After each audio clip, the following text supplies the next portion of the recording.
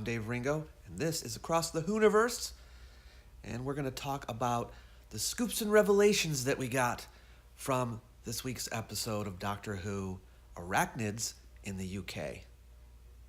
So what are some of the things we learned? Well, did you notice at the beginning, when the TARDIS was traveling, they had a new effect for going through the time tunnel, but there were actually several tunnels that the TARDIS could choose from in the vortex, and decided to go down one of the tunnels. But it kind of was an interesting effect, but it tells us something else, that when the TARDIS travels, there are choices to be made, actual, I don't know if you want to call them places to go, but routes to take, that it can take when it's traveling through time and space. Well, that was kind of interesting. We know that this episode was set in the present day, and we learn in this universe, as in our universe, the President of the United States is Donald Trump. We also know that it's 1/2 hour since they left. So since the first episode of the series, since The Woman Who Fell to Earth, only a half an hour has passed. More time than that has passed for the Doctor and her companions, but that's how much time has passed on Earth. Which means that the goings-on here, the storyline about the spiders and everything, was actually probably already going on during the time of the first episode, The Woman Who Fell to Earth. We just didn't know about it yet. So the problem with the spiders began actually before episode 1 even started. The hotel was built 5 years previously on a coal mine, and then it got filled up with waste material, apparently toxic.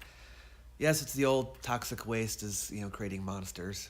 Maybe that's an homage to the Green Death, because that was the same sort of premise, but in that case we had maggots instead of spiders. When the Doctor goes to visit Yaz's house, we of course learn something about her family, but the Doctor also makes a comment about what it would be like to own a flat. She's like, I could have a flat. And she starts fantasizing about owning a flat, which reminded me a lot of the 11th Doctor. Like the scene in The Day of the Doctor where he's like, I could be a curator. I'd be the great curator. And it kind of was reminiscent of that scene for me.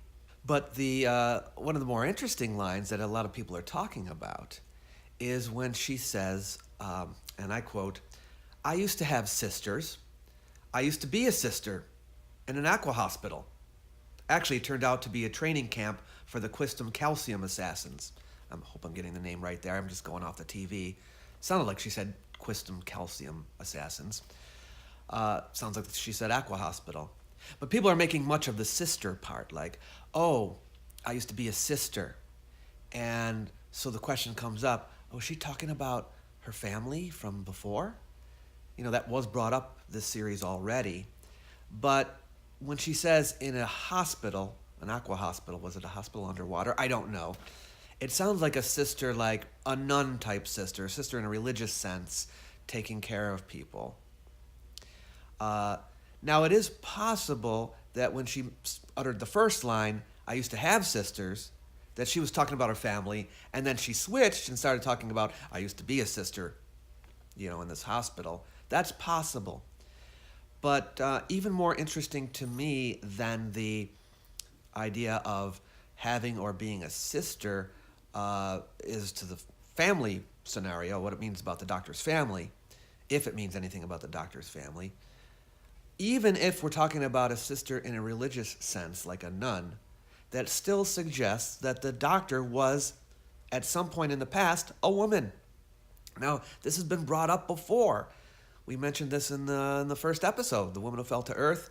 She says it's been a long time since I bought women's clothing. So there's been little hints here and there about her being a woman in the past, and yet we know the Doctor's history. The first Doctor was not a woman, and neither was any of the Doctors subsequently. So how could she be a woman?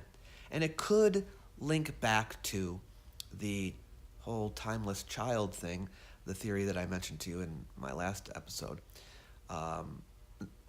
2 episodes ago, where I talked about the possibility that the Doctor existed even before the first Doctor for some time, and maybe at that point was a woman. Of course, we could just hypothesize that in this comment she makes about the hospital that maybe she was a man dressed up as a woman. The doctor's done it before, but I don't know. It's a little bit of a teaser. Are we going to find out more about this? Might just be a throwaway line, but I have a feeling we are going to find out a little bit more about it in the future. Another thing that she says about a past experience is she brings up Amelia Earhart and says that she's in an airplane that ran into a spider web or something to that effect. Not much information there, and that probably was a throwaway line, but it does tell us the doctor met Amelia Earhart. Now, I know on some occasions the doctor probably just name drops just to entertain and maybe did not really meet the person, but I got the impression that perhaps in this case she actually did meet Amelia Earhart. One kind of confusing thing about the story, and you may consider it a fault of the writing, I don't know, or if there's some kind of point to it. It's a similar situation that I talked about from the Ghost Monument, about the use of guns and the doctor's point of view about guns, right? Why was it inappropriate to use guns on robots in the Ghost Monument? I don't know. And now we're talking about her not wanting a gun to be used on a spider. I mean, I just have this feeling that if the spider was like this big, killing the spider, stepping on it or whatever, no one would say a word about it. But because somehow it's big, it's large, then it seems like it's inappropriate. But here's the real problem with this comment.